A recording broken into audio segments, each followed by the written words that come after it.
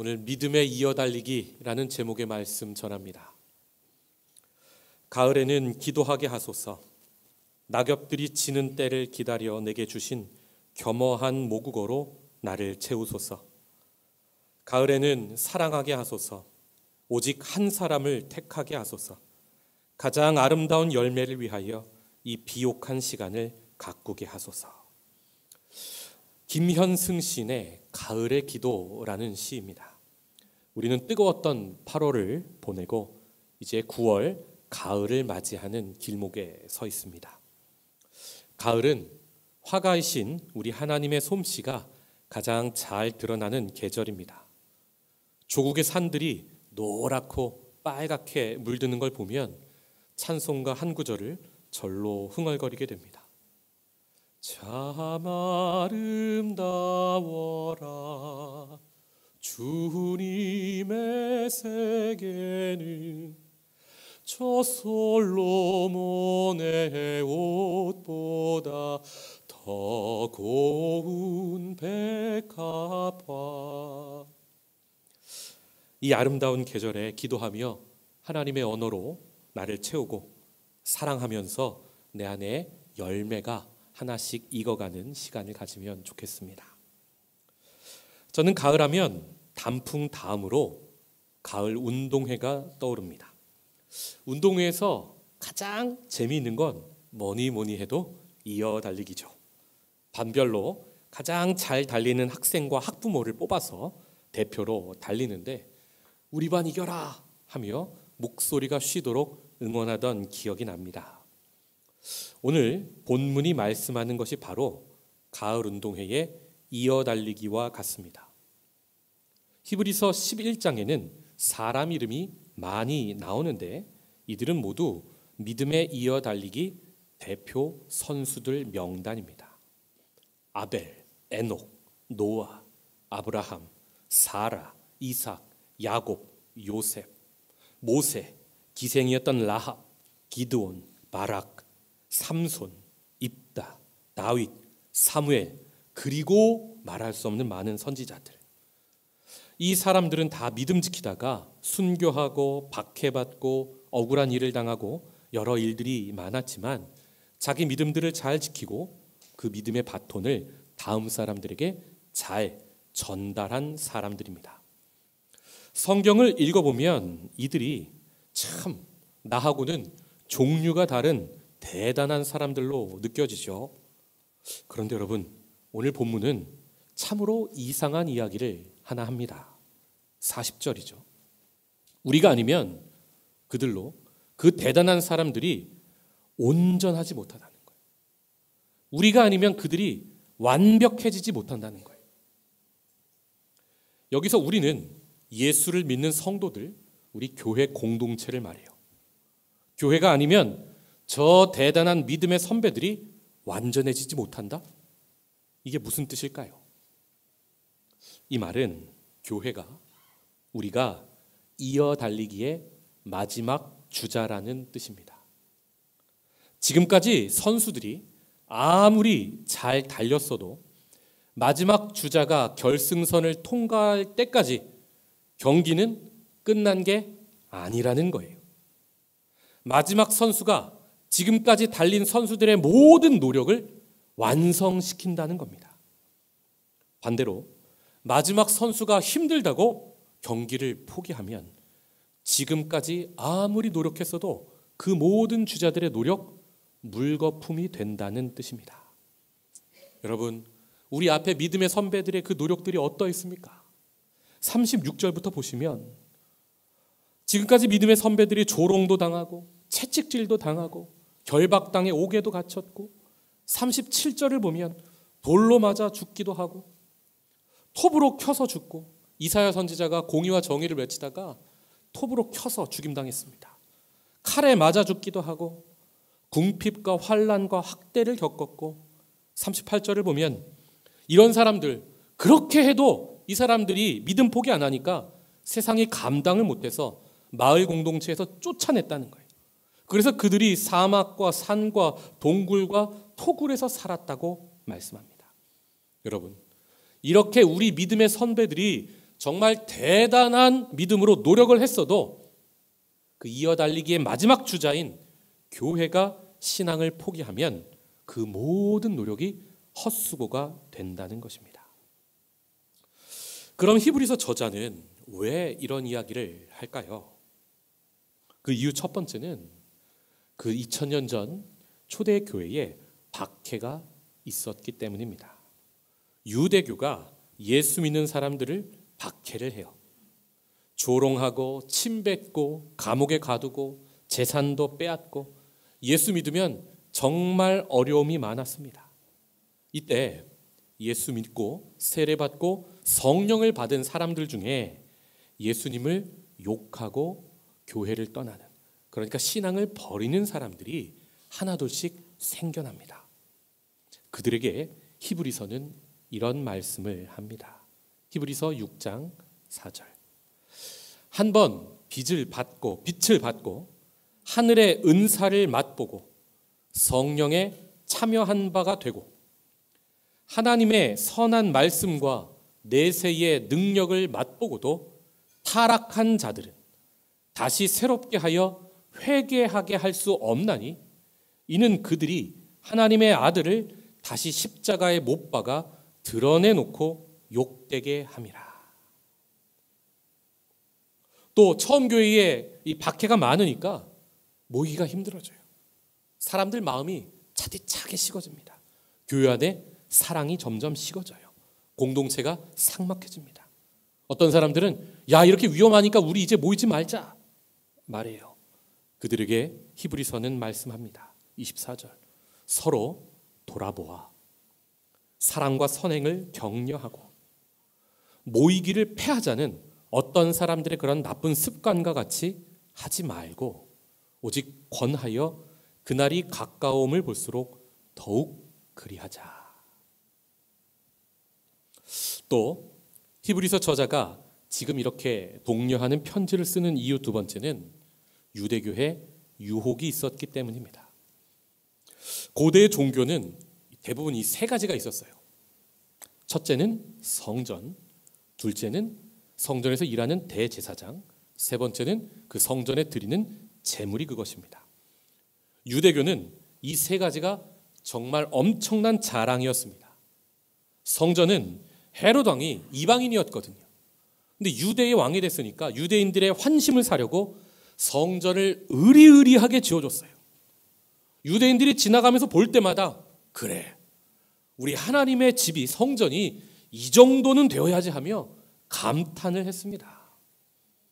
또 당시 유대교의 대제사장은 정말 화려한 옷을 입었고 값비싼 보석이 주렁주렁 달려 있었어요. 수많은 사람들 앞에서 화려한 예배 퍼포먼스를 하면서 그 앞에서 예배를 집례하는 제사장이 정말로 멋있게 보이지 않았겠습니까? 또 세 번째로 당시 유대교는 제사에 쓰이는 제물이 어마어마하게 많았습니다. 매년 절기 때마다 전 세계에 흩어져 있는 수많은 순례객들이 예루살렘 성전으로 모여요. 수십만 마리, 수백만 마리의 양과 소를 도살해서 하나님께 드린다고 제물로 바쳤습니다. 여러분, 정말 그 모습이 장관이지 않겠습니까? 사람이 많이 모이면 사람들이 흥분하거든요. 이 종교적 카타르시스를 느껴요. 그런데 처음 교회는 이 세 가지가 다 없는 거예요.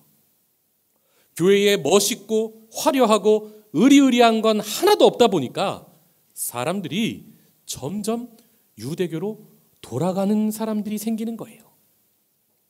이런 상황에서 성도들에게 예수님을 믿는 믿음을 지키라고 격려하기 위해 쓴 편지가 바로 우리가 보는 히브리서입니다. 하나님이 우리를 이어달리기의 마지막 주자로, 그 대단한 영광스러운 주자로 뽑으셨는데 힘들어서 쉬고 싶은 유혹이 찾아와도, 또 엄청난 박해가 찾아와서 다 포기하고 싶어도 결승선까지 끝까지 달려야 한다고 말씀해요. 그러면서 히브리서는 이런 격려를 합니다. 히브리서 12장 1절. 이러므로 우리에게 구름같이 둘러싼 허다한 증인들이 있으니 모든 무거운 것과 얽매이기 쉬운 죄를 벗어버리고 인내로서 우리 앞에 당한 경주를 하자. 이 말이 무슨 뜻입니까? 지금 하늘에서 믿음의 이 레이스를 다 마친 선배들이 결승선에 모여서 긴장하면서 우리가 달리는 모습을 지켜보고 있다는 거예요. 저는 이 말씀을 읽으면요, 그 스테디움에 수만 명의 관중들이 둘러싸여 있고 이 마라톤 선수가 마지막 결승선을 향해서 달리는 모습이 떠올라요. 우리를 응원하는 믿음의 선배들이 지금 하늘에서 그렇게 구름같이 많다는 거예요. 같은 팀 마지막 주자를 지금 우리를 응원하고 있다는 겁니다. 우리가 이 결승선을 잘 통과하려면 세 가지가 필요하다 말씀합니다. 첫 번째는 무거운 것과 죄를 모두 벗어 던져야 한다 말씀해요. 여러분, 우리가 믿음 가진 사람이니까 죄는 당연히 버려야죠. 그런데 그 죄 앞에 무거운 건 뭡니까? 죄는 아닌데 믿음의 경주를 하는데 방해되는 것을 말합니다. 누군가에게는 그것이 취미생활이고, 누군가에게는 그것이 여가생활이고, 누군가에게는 그것이 예수님보다 사랑하는 것. 여러분, 세상의 것들 다 좋은데 혹시 그것이 내 믿음의 달리기를 느리게 하고 있다면 그거 필요 없으니까 벗어 던지라고 말씀해요. 왜요? 지금 결승선이 눈앞에 있잖아요. 누가 무거운 모래주머니 일부러 차고 다닙니까? 여러분, 선수들의 옷이 얼마나 가볍습니까? 누가 거추장스러운 옷을 두껍게 입을까요? 어떤 선수가 치렁치렁 귀찮은 액세서리를 다 하면서 달릴까요? 그 모든 것 벗어 던지고 달리라 말씀합니다. 여러분, 제가 몇 번 고백했는데 저는 달리기를 참 못합니다. 그런데 초등학교 가을 운동회에 반 대표로 누가 저를 뽑았어요. 날쌔게 생겼나 봐요. 그런데 이 대표로 우리 반에 4명이 대표로 뽑혔는데 제가 보니까 제가 제일 느려요. 다행히도 마지막 주자는 아니었습니다. 그런데 이 다 잘 달리는데 저만 못 달리면, 혹은 제가 다른 반 주자한테 추월당하면 끝나고 친구들이 뭐라고 할 것 같은 거예요. 제가 우리 반이 지면 미안해서 견딜 수가 없겠는 거예요. 그래서 제가 어떻게 했는지 아세요? 제 신발이 그 당시 좀 무거운 거였어요. 운동화 몇백 그램 되겠죠. 신발을 벗자. 신발을 벗고 맨발로 바톤을 받은 다음에 다다다다다다다다 달렸습니다. 그날 제 평생 제가 그렇게 빠른 사람인 줄 저는 처음 알았어요. 여러분, 이기려면요 그 정도 각오는 해야 하지 않을까요? 버릴 수 있는 거, 무거운 거 다 내버리라는 거예요. 둘째로는 믿음의 경주를 이기기 위하여 인내하라 말씀해요. 여러분, 믿음 생활은 100m 달리기가 아니에요. 마라톤과 같습니다. 주님 부르시는 그날까지, 내 마지막 호흡이 코에서 마지막으로 내뿜어지는 그 마지막 날까지 우리는 달려야 합니다. 그러니 얼마나 인내를 해야 할까요? 많은 사람들이 신앙생활 좀 이렇게 한번 눈물 한 방울 흐르면 그 주는 잘해요. 은혜 좀 체험하면 몇 달 가요. 그런데 오래 달리기를 못해요. 왜요? 인내가 없는 거예요. 여러분, 올림픽 마라톤에서 금메달을 딴 우리 그 황용자 선수가 연습하다가 정말 너무너무 힘들어서 옆에 그 도로로 달리잖아요. 마라톤 선수들은. 옆에 차가 지나가는데 그 차에 몸을 던져버리고 싶었대요. 그렇게 다치면 병원에 입원해서 다리 부러져서 병원에 입원하면 감독님이 나보고 뛰라고 못할 테니까. 그만큼 포기하고 싶었대요. 여러분, 도중에 이 오래 달리기에 믿음의 생활의 도중에 유혹과 박해가 있어도 인내해야 된다 말씀합니다. 그리고 세 번째로 예수를 바라봐라 말씀하세요. 히브리서 12장 2절의 말씀을 한 목소리로 읽겠습니다. 시작. 믿음의 주요 또 온전하게 하시는 이인 예수를 바라보자. 그는 그 앞에 있는 기쁨을 위하여 십자가를 참으사 부끄러움을 개의치 아니하시더니 하나님 보좌 우편에 앉으셨느니라. 아멘. 여러분, 결승선에서는 경주를 마친 선수들만, 우리 믿음의 선배들만 있는 게 아닙니다. 마라톤 선수가 경기 끝나면 감독이 수고했다고 달려가지고 선수 얼싸부둥 껴안죠. 그것처럼 결승선에서 예수님이 두 팔 벌리고 나를 안으시려고 기다리고 계십니다. 처음 교회 선수들은요, 성도들은 그 예수님을 바라보며 달립니다. 교회에는 성전도 없고 대제사장도 없고 제물도 없다 말씀드렸죠. 그런데 성도들이 예수님을 바라보다 예수 안에서 이 세 가지를 다 봅니다. 성전이 뭡니까? 하나님이 임재하시는 곳이잖아요. 우리 예수님은 저 화려한 으리으리했던 유대교 건물보다 정말로 참된 성전이 되어주셔서 하나님의 임재를 예수를 따르는 사람 모두에게 주셨어요. 또 대제사장이 누굽니까? 하늘과 땅을, 원수된 하늘과 땅을 잇고 화해시키는 사람이잖아요. 아론의 후손 제사장들은, 유대교의 제사장들은 죄 있는 사람에 불과했어요. 그러면서도 화해시키는 중보자의 제사장의 역할을 했죠. 그런데 우리가 믿는 예수님은 멜기세덱의 반차를 따라 영원한 제사장이 되어주셨다는 거예요. 정말로 죄 하나 없으신 그분이 하나님과 사람 사이 원수된 것을 자신이 풀어주시고 화해시켜 주셨다는 겁니다. 또 마지막으로 제물은 죄사함을 위해 드리는 동물이죠. 예수님은 우리를 죽기까지 사랑하셔서 십자가에서 자신의 몸을 친히 제물로 영단번 드리셔서 우리의 모든 죄를 사해 주셨다는 거예요. 그 십자가가 정말 부끄러워도 끝까지 참아내셔서 마침내 지금 하나님 나라 보좌 우편에 앉으셨다는 겁니다. 그러니까 지금 우리가 힘들어도 그 예수님을 바라보고 달리면 절대로 뒤를 돌아볼 일이 없다는 말씀입니다. 사랑하는 성도 여러분, 히브리서 편지를 받은 처음 성도들이 회개합니다. 자신들의 믿음을 한번 돌아봐요. 그리고 자신들의 믿음의 경주를 이어갑니다. 그들이 2000년 동안 믿음의 바톤을 다음 사람들에게 잘 넘겼기 때문에 오늘 우리에게까지 그 믿음이 전달이 된 것입니다. 그리고 올해 8월 한 달 동안 우리가 여름 캠프를 하면서 아이들에게 믿음의 바톤을 넘겼습니다.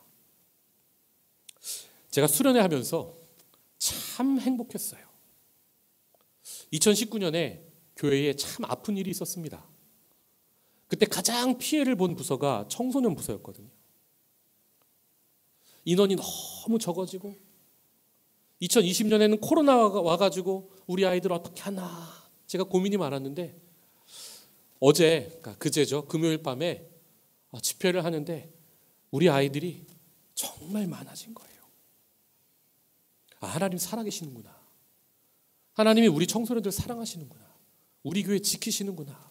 제가 아이들하고 찬양하고 말씀 전하고 기도하면서 살아계신 하나님을 만났습니다.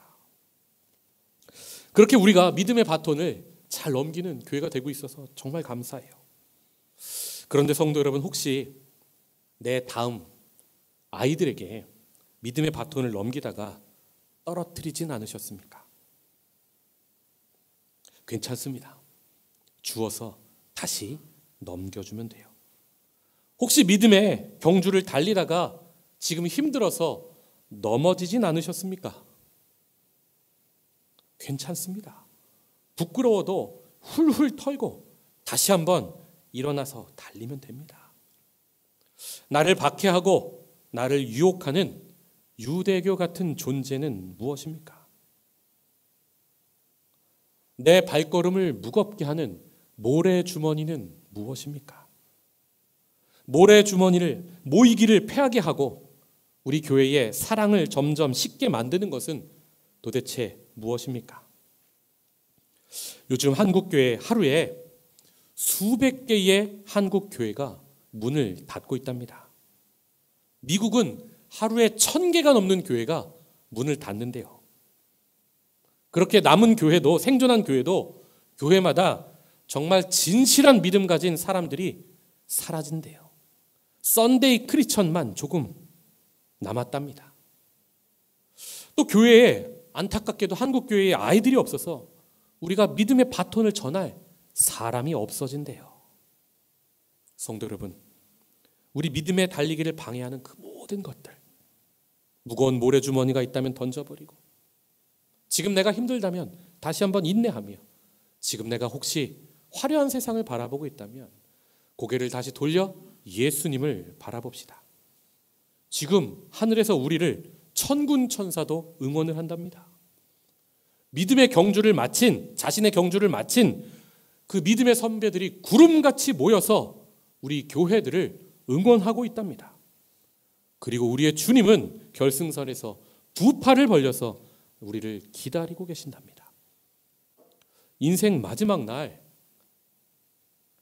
우리의 믿음의 경주를 다 완주하고 결승선을 통과하고 우리 주님께 안겨서 정말 잘했다 내 아들아 칭찬받고 생명의 면류관, 부활이죠. 영원한 생명이죠. 생명의 면류관을 쓰는 저와 여러분이 되시기를 주님의 이름으로 축복합니다. 기도하겠습니다.